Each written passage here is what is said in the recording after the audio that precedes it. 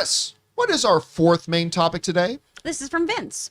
Hey, John, I know you said that you didn't think Deadpool showing up in Doctor Strange would make a lot of sense or fit the tone they're going for. But what about Wolverine?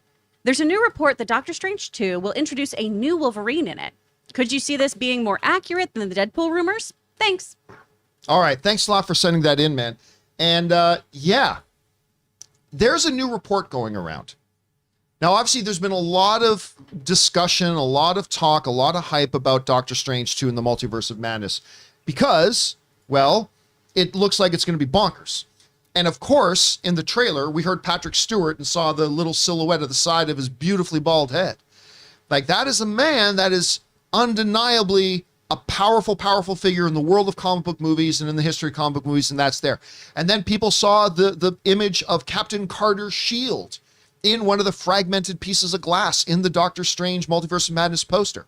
And there were some people who believed they saw Deadpool. We can 100% confirm for you, there is no question.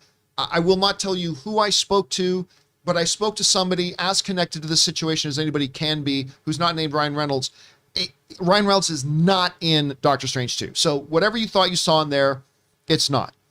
But it's understandable that there's a lot of speculation about who could pop up in Doctor Strange, and the speculation continues. And let's face it, it's going to happen every single day between now and when the movie comes out. And it's understandable. There is now a report going around, though, that Wolverine is going to be appearing in Doctor Strange 2.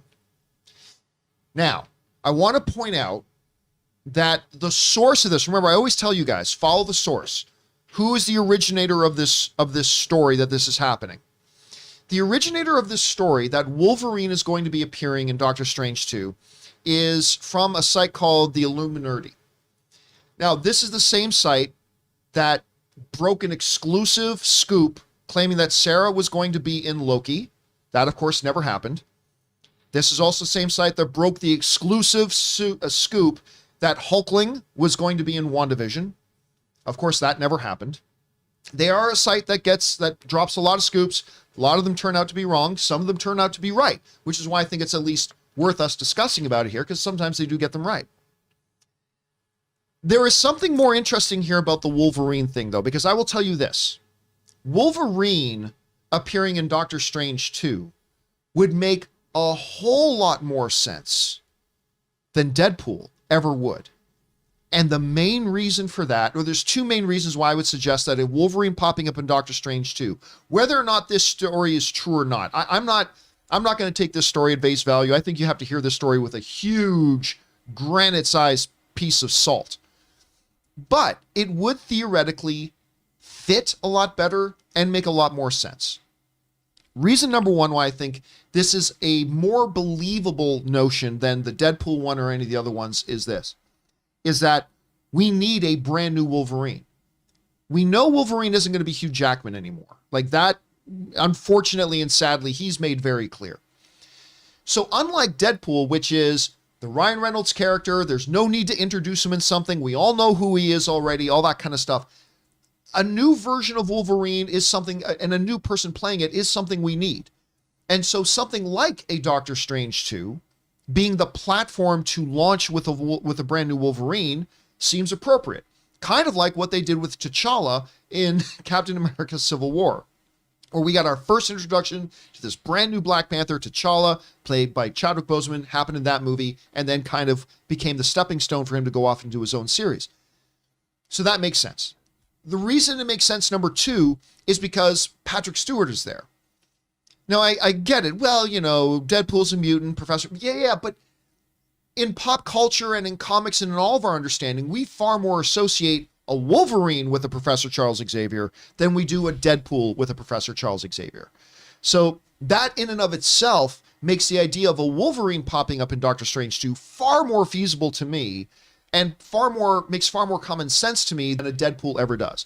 So number one, we need a brand new Wolverine. This would be an appropriate place to launch him like they did with T'Challa. Number two, Wolverine is far more closely associated with the Professor Charles Xavier, who we know is going to be there, than say Deadpool ever was, or a lot of other characters could be. So that's that. The third reason why I would suggest that this is a far more believable story than the Deadpool one, besides the fact that we know that the Deadpool one isn't true, is the fact that we talked a lot about tone when we were discussing Deadpool. We said, when you look at the tone Doctor Strange and the Multiverse of Madness is going for, it just doesn't feel like slapping a, hey, everybody, it's me, Deadpool moment. It seems like that would kind of break the flow of what the movie's trying to do. Granted, it is Sam Raimi, and he can do some wacky things, but it still felt out of tone. A Wolverine, though, could fit right in. That tone we seem to be getting from these trailers, a Wolverine character fits in with that tone like a glove. It would fit perfectly. Now, again, let me be very, very clear here. I am 100% not saying that Wolverine is going to be in Doctor Strange 2, nor am I saying that I believe this report. But it's worth at least paying a little bit of attention to because, number one, it's a character that we need an introduction to. Number two, it is a character far more associated with another character that we know is in the movie. And number three, it is a character that far more fits the tone, even as a small cameo, than a Deadpool or a lot of other characters would. So while I am not saying that I am believing that Wolverine is going to be in this movie, I am saying it's a lot more plausible than the Deadpool one or several of the other ones that we've heard so far. Anyway, Rob, you saw this report coming out about, Deadpool and everything. And the Wolverine possibly popping up in here. What do you make of it? Well, I think you just presented a very cogent argument of why Wolverine might show up in this new film. And also, look, if our theory and many fan theories about we are now witnessing a post No More Mutants timeline that we've been watching the whole time for the MCU, having someone beyond Xavier being able to explain what happened, like Wolverine either could be a refugee of this or kind of like how the two of them were together in Logan. I love that idea. That maybe we're seeing like somehow Logan comes after this movie, like in the timeline. I don't know. But I love the relationship Wolverine and Xavier have with one another. And I think you're right. I think that wouldn't it be a great way to slowly start injecting mutants into the MCU? And who better than to do that with? If you go back to X-Men 1, who was the first character that we met? It was Wolverine in a cage fight. And Wolverine in Canada, by the way, just want to point that out. He comes from the old Knucklehead. He is a Knucklehead, and I think that it's an interesting way to go. Plus, if they wanted to, you introduce Wolverine, then you can make a Wolverine movie and introduce more of the X-Men in that Wolverine movie. So I think it's probably a really good way to go. But like you said, who knows? Yeah, I mean, at the end of the day, Chris, you hear the story coming out here. I mean, the source it's coming from is iffy, hit and miss. Might be real, might not be. Mm-hmm. I'm not saying I necessarily lean into it myself, but there's a certain number of things here that make it worth thinking about. You hear this story. Number one, how well do you think a Wolverine would or would not fit into a movie like this? And then ultimately, at the end of the day, do you believe the story or do you not, and why? I mean, I'm pretty iffy on whether or not this is a real lead, but that said, I do think Wolverine would fit well into this kind of story. Is it what I want, even based off of all the wonderful things you guys are saying? Maybe not. Just because, and I know the comics are different from the movies, but House of M, it's so wonderfully executed that Logan finally gets what he wants, his memories. And that's why he's so aware of everything that's happening, And I really want to see House of M play out fully, and I don't know if we're going to have that. But you just said what would be really cool in terms of a characterization of Wolverine. Yeah. If the Wolverine we met in this movie is that very post-house. self-aware. Yeah. But which would be now I'm really getting neat. chills already. Now, Thinking about it. you know what that's very, very similar to? Go back to my favorite comic book story of all time, X-Men Apocalypse. There is one character who carried the memories of the pre and post events that changed everything, and that was Bishop. Mm-hmm. They could borrow from that as well because they've already done it in House of M. That's true. And say, if Wanda at some point in the now we're getting into ifs built on ifs built on this, but if that theory that's out there of at some point in a number of years earlier, Wanda Maximoff said the words "No more mutants" and wiped mutants out of the world and out of everybody's memories. But one of them remained. who still carries the memories of those, and that being Logan. I love that tie-in. I Please think that'd be continue. cool.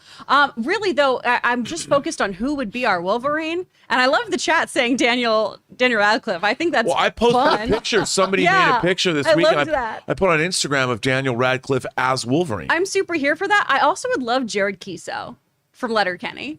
Like, Oh my gosh. I would love that. He carries the physique. You know who I've been saying could play, and everybody's going to laugh at me, and I don't care. I think Zac Efron would make a great Wolverine. You know, I really do. Yeah, and grime him up good. Although yeah. maybe not old enough. Maybe he's not old enough. He's now at least in that dad Yes. echelon. Yeah, so, he's playing dads in movies Yeah. now. Well, he's in He's got the physique. Firestarter, and he looks like he's like he. Look, I've always liked him. Yeah. And I think that that's not. If you think about it, look at his face and what they could do with his hair.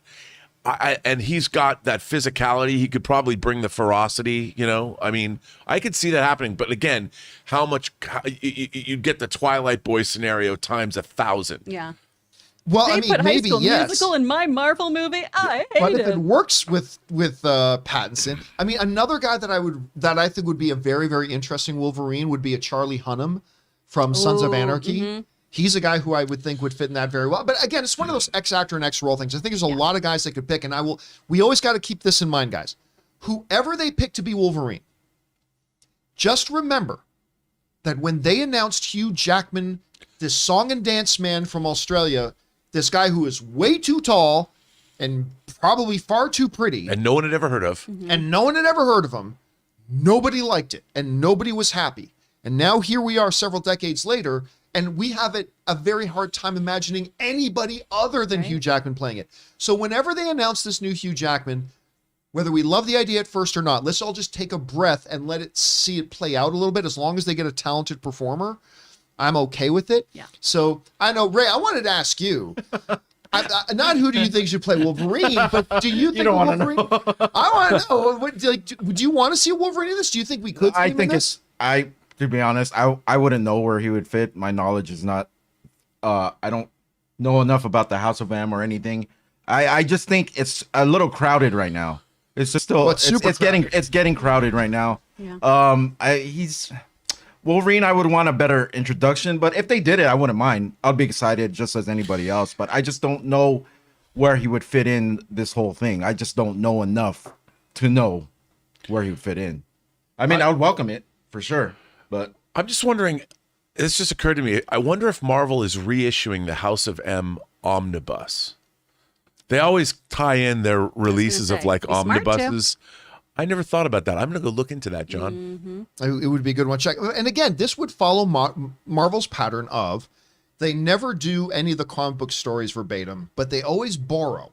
They borrow Yeah. themes and whatever and kind of tie them in, and how close they might do that with House of M. Because remember, Elizabeth Olsen once said when she was talking about WandaVision, and I might not be remembering this exactly right, but I remember her talking about where do we see Wanda going, and she mentioned House of M, but she never specifically said that was for WandaVision.